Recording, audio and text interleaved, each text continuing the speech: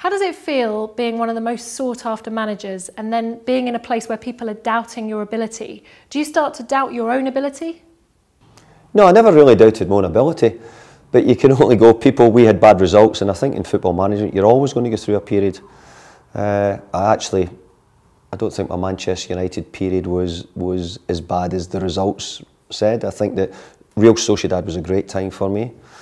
Sunderland was difficult, and I've said many times, you know, for different reasons it was the wrong choice.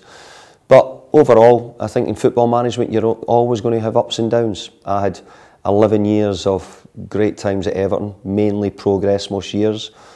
Sometimes at football clubs you don't always make progress, it can go the other way.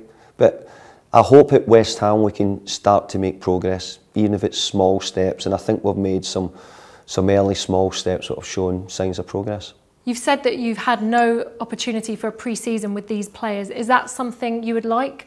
Obviously your contract ends at the end of this season, but are you looking more long-term?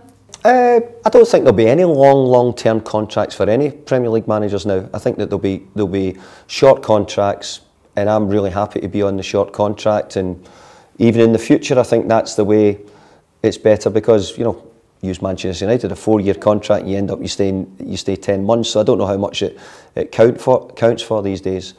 But I do think that you know, West Ham's a good club.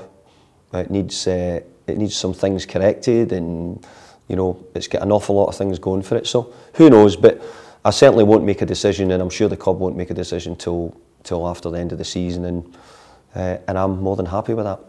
What can you tell us about Andy Carroll and Chelsea's interest? Well, we're going to have interest for a lot of clubs, because there's players who are of interest. We've got good players here, but we've not had anything, as far as I know, anything concrete. So unless there was anything concrete, then there'd be nothing to report.